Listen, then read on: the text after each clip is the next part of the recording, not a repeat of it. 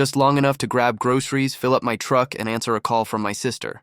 Nothing unusual, nothing that should have changed my life that afternoon. But when I pulled back into my driveway, something felt wrong. My front door was me open them. Not cracked, not unlocked, wide open. At first I thought maybe I'd made a mistake. Maybe I forgot to shut it. But then I noticed the muddy footprints on my porch. Fresh ones. Big boots. My heart started pounding. I didn't call out. I didn't rush in like an idiot either. I quietly stepped inside, and that's when I heard voices. 2 men, 1 woman, laughing, walking around from my living room like they owned the place. I stepped into the doorway and said, "Can I help you?" They froze. The woman turned around first. Mid-40s, clipboard in her hand, HOA logo on her jacket. She didn't apologize. She didn't even look embarrassed. Instead, she said, "Oh good, you're back. We were just doing an inspection." I stared at her. "An inspection of a what, ma?" She smiled like I was the one being unreasonable. "Your property. The HOA received multiple complaints." I laughed. I couldn't help it. "There is no HOA here." Her smile faded slightly.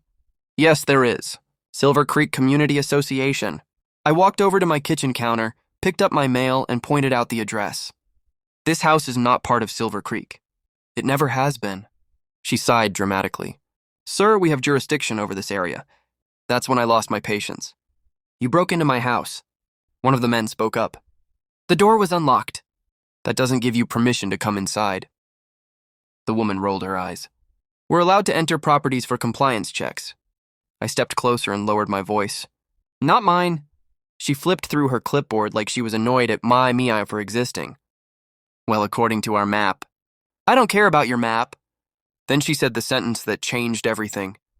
"Well, since we're already here, we noticed several violations." Violations. In a house they broke into. She started reading them off. Trash bin visible from the street. Unapproved fence color. Vehicle parked at an angle. Backyard structure without HOA approval. I couldn't believe what I was hearing. "You're trespassing," I said. "Leave now." She shook her head. "If you refuse to cooperate, fines will be issued." That's when I pulled out my phone and started recording. Her tone changed instantly. "You can't record us." "Oh, I absolutely can," I said.